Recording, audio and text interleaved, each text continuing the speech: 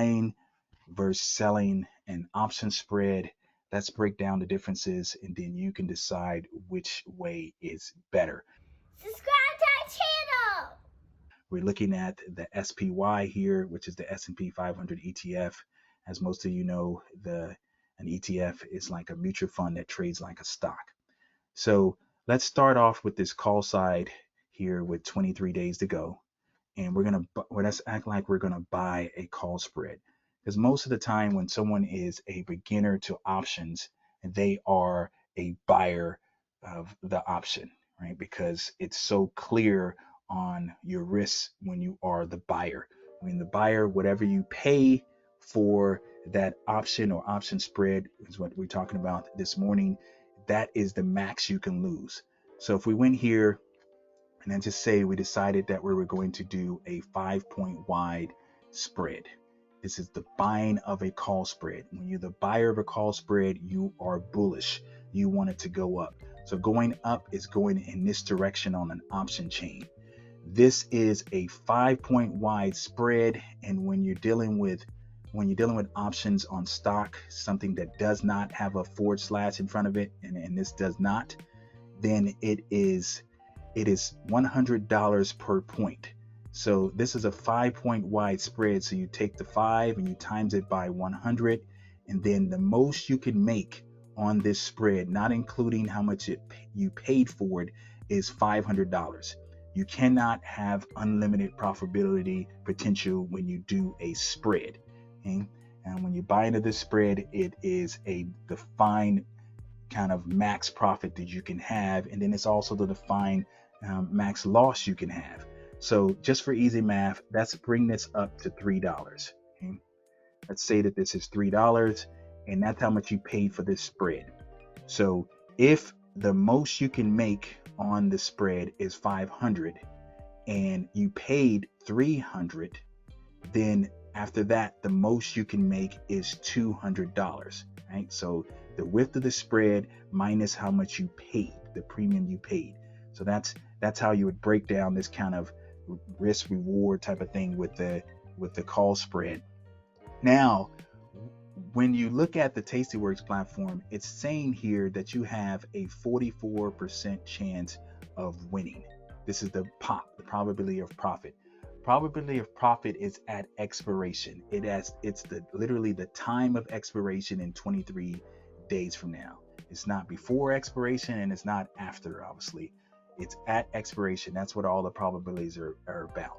So pop on TastyWorks means the probability of making at least 1 cent. If you break even, you don't win. If you lose, obviously you don't win. But we don't know, or TastyWorks with their kind of calculations don't know if you're going to win the complete amount, right? The max amount that you can win here is at 200. Well, but it's just giving you the probability of making something. So you have a 44% chance of making at least 1 cent. And the reason why it's not higher than that, even though we're kind of buying this call spread a little in the money, as you can see, right? We're buying this call spread a little in the money at a 52 delta. Why isn't it at least a coin flipping chance of winning? Why don't we have at least a 50-50 shot? And the reason why is because of the premium you have to pay, and that premium you paid, you have to supersede at expiration. You have to overcome the premium you paid at expiration to be a winner, right? So for example purposes, this is you paid $3, and so you take your strike that you paid the $3. You take that long strike there and you add the $3 to that strike, right? So that would take you from 394 to 397. So at expiration, you have to be higher than 397 by at least 1 cent. And so this is the probabilities of getting to or expiring above 397 is 46%, this delta here. So that's why the probability is so low in this scenario. So if you're going to be a buyer, you don't want to wait to expiration, right? Being a buyer at most of the time, almost 100% of the time, being the buyer, your probability is going to be less than 50%. and at best 50%. So you have to understand that and not wait to expiration when you have profits. Let's say you bought something, a call spread like this, and you're up 50%. Well, you should most likely ring the register. You up 70%, ring the register.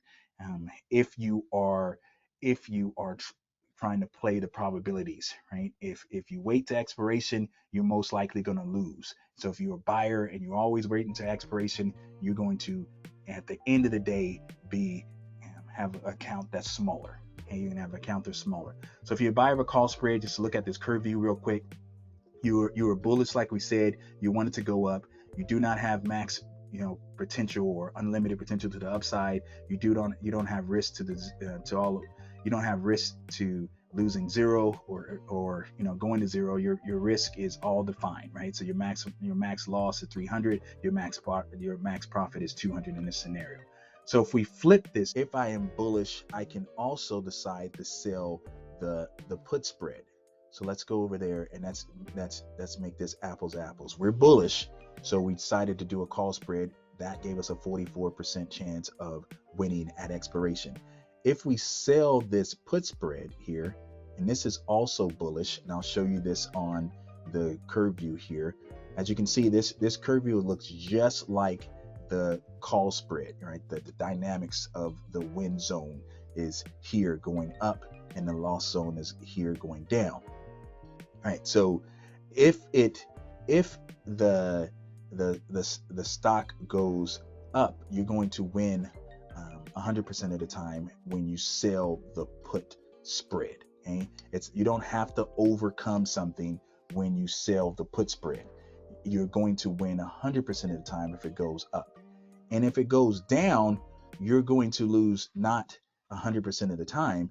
You're going to lose 48% of the time, okay? Because you have a probability of winning of 52% if you sell the put spread, and that's because you get to overcome.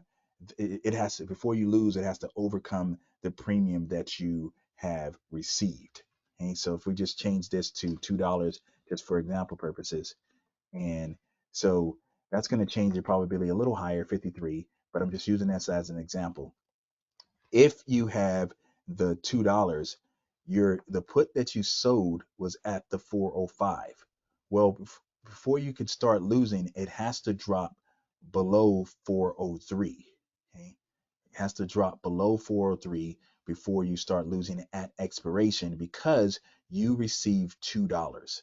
And I like to give this example is that if you were an insurance company and you're a Geico, your company is Geico, and someone pays you $1,000 to insure their car, okay? And their car is worth $20,000, and they get into an accident, and their accident is going to be $800 to fix the car. Well, you as Geico have still won because they paid you $1,000 and the accident is only $800. So you still win $200.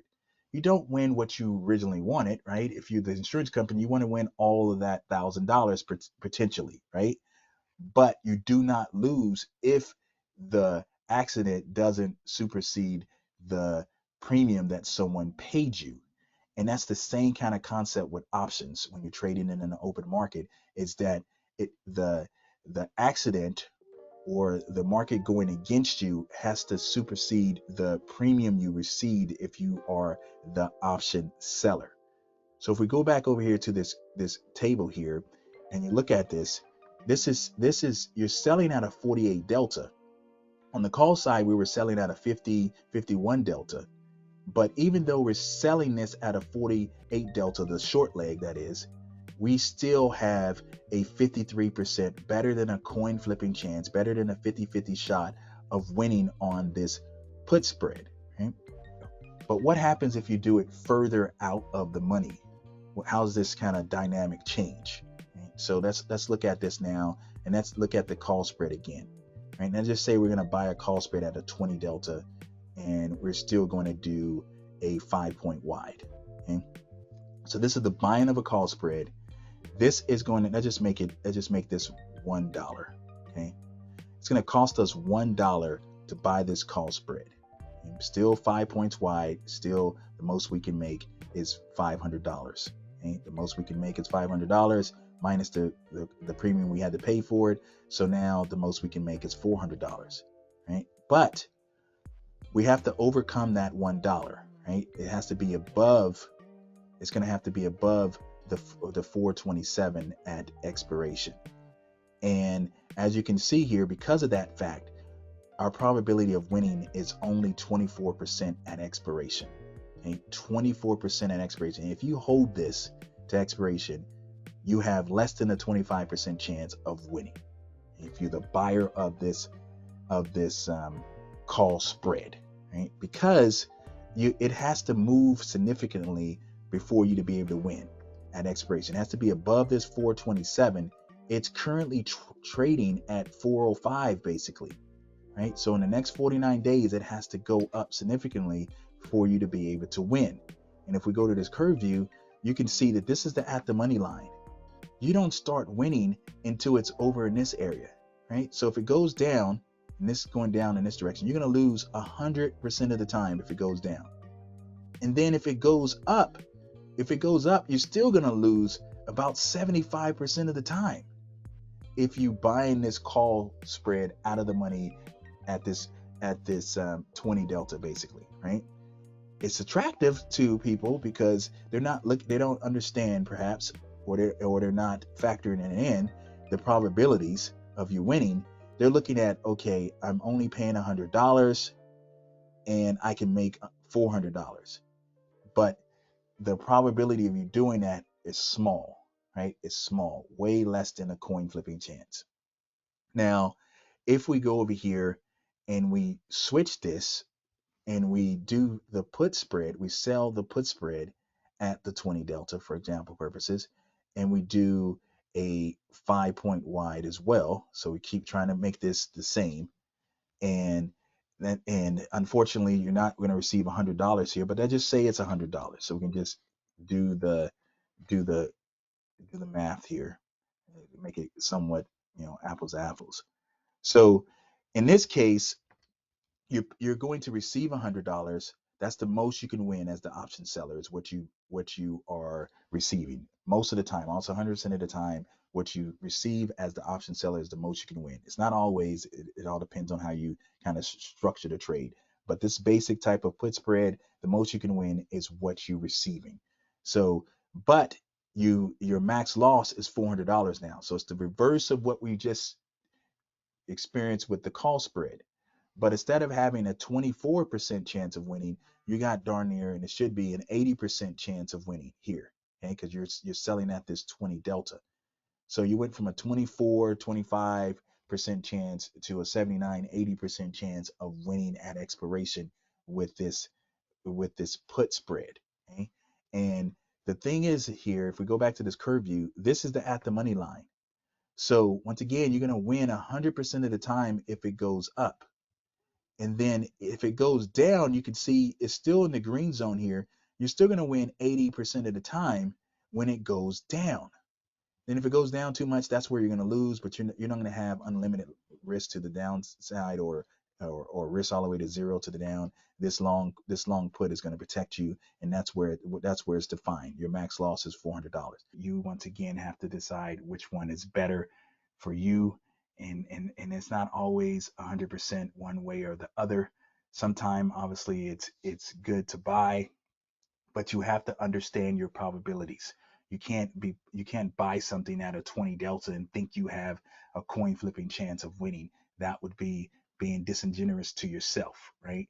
And then if you are a seller of an option spread, you have to realize, okay, do I want to sell something at the money like we showed, or do I want to sell something further away, like at a 20 delta, 15 delta, 10 delta, something like that? Do I want to have the wiggle room to be wrong directionally? If you're buying or selling something at the money, you have to be directionally right for the most part to win on that.